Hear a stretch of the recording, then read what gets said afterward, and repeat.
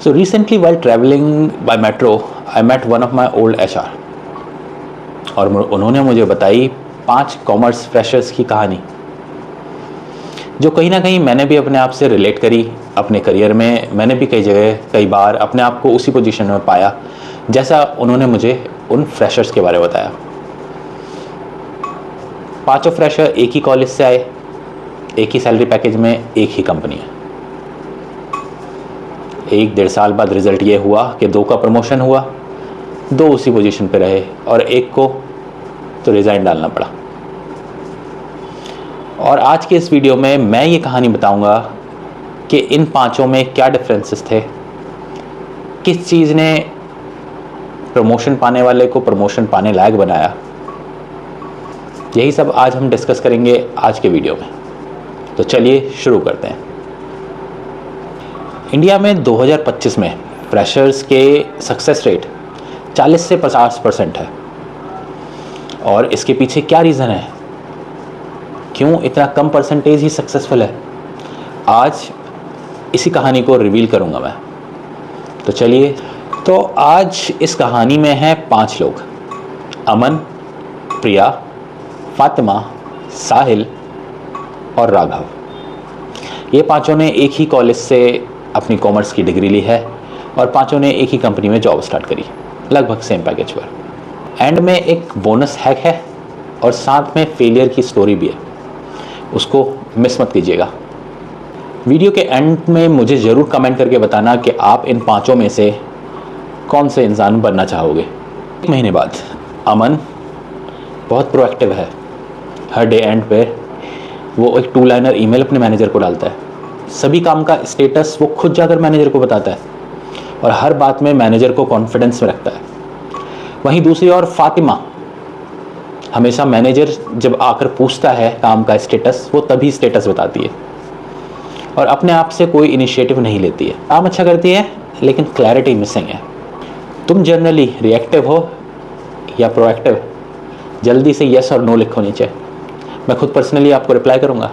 एक बहुत अच्छी टिप है और वो ये कि हर डे एंड पर अपने मैनेजर को 1 लाइनर या 2 लाइनर काम के स्टेटस ज़रूर डालो, इससे आपकी विजिबिलिटी बनती है।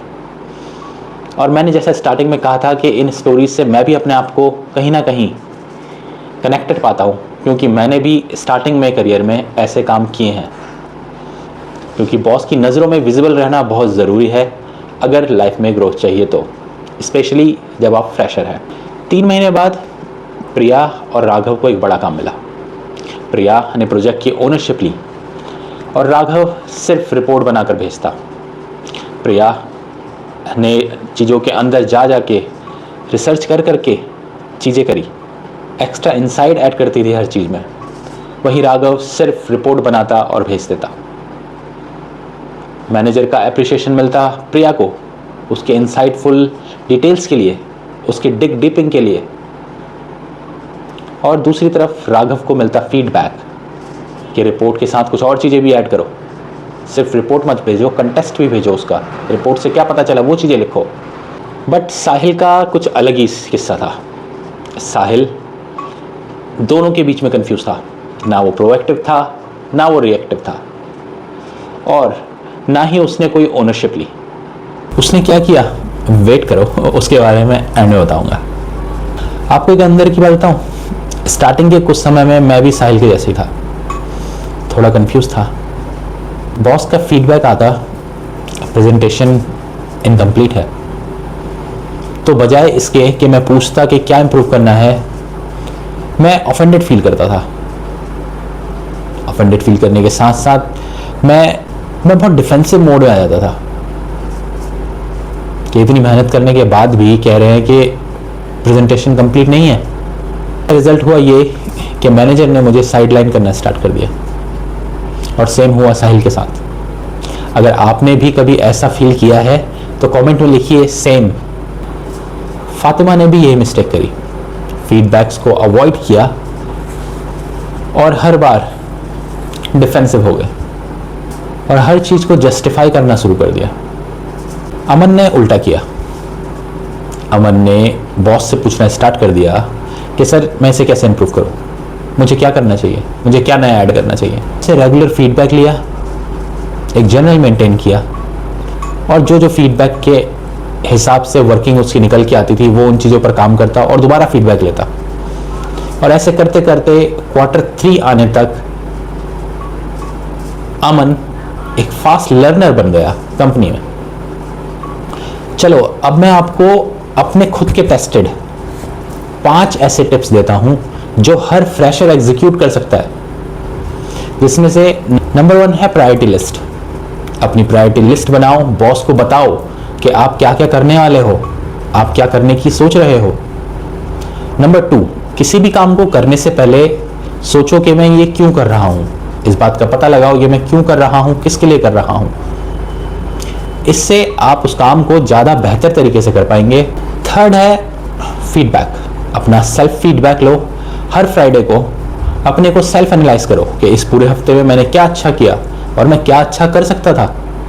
4th, किसी एक ऐसे सीनियर को पकड़ो जो सिस्टम में बहुत समय से है, उसकी ईमेल राइटिंग स्किल्स, उनके बात करने का अंदाज, उनके मीटिंग्स में वो कैसे प्रेजेंट करते हैं अपने आप को, ये सारी चीज़ें उनसे सीखो, फॉलो करो उन्हें, ये बहुत बेनिफिट देता है, मैंने खुद किया है। और 5th और मोस्ट इम्पॉर्टेंट, कुछ भी किसी को भेजने से पहले 2 मिनट शांति से लगाओ और उसको चीज़ को रिव्यू करो। आप 80% से ज़्यादा मिस्टेक्स अपनी वहीं कम कर सकते हो। मुझे कमेंट करके बताओ इन 5 टिप्स में से कौन सी टिप्स को सबसे पहले इम्प्लीमेंट करेंगे आप। तो चलिए बैक टू चलते हैं अपनी स्टोरी पर। तो अपने 1 से 1.5 साल की ड्यूरेशन के बाद प्रिया और अमन का प्रमोशन हो गया, क्योंकि वो थे प्रोएक्टिव, ग्रोथ माइंडसेट वाले, फीडबैक सीकर। फातिमा और राघव एवरेज रहे, और साहिल जिसका बहुत ही डिफेंसिव एटीट्यूड था उसको डालने पड़े पेपर, मतलब रेजिग्नेशन करना पड़ा। अब आप देख लीजिए आप इनमें से किसके जैसा बनना चाहते हैं। आपका फ्यूचर आपके हाथों में है, आपका बिहेवियर ही आपकी फेट है।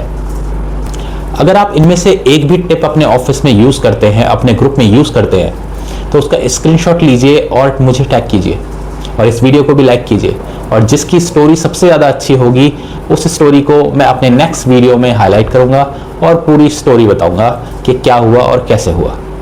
मैं अगले वीडियो में वो सीक्रेट्स भी रिवील करूंगा जो एक टॉप परफॉर्मर यूज़ करते हैं, कैसे वो हमेशा बॉस की गुड लिस्ट में रहते हैं, कैसे वो प्रमोशन की लाइन में सबसे आगे रहते हैं, वो भी बहुत ज़्यादा ओवर टाइम किए बिना। रियल लाइफ के क्वेश्चंस भी मैं आंसर करूंगा जो आप लोग इस कमेंट में डालेंगे, इसलिए चैनल को सब्सक्राइब करो कि अगला एपिसोड मिस ना हो और आपकी इस करियर जर्नी में मैं आपका साथ दे सकूं नेक्स्ट लेवल पर पहुंचने के लिए। Thank you.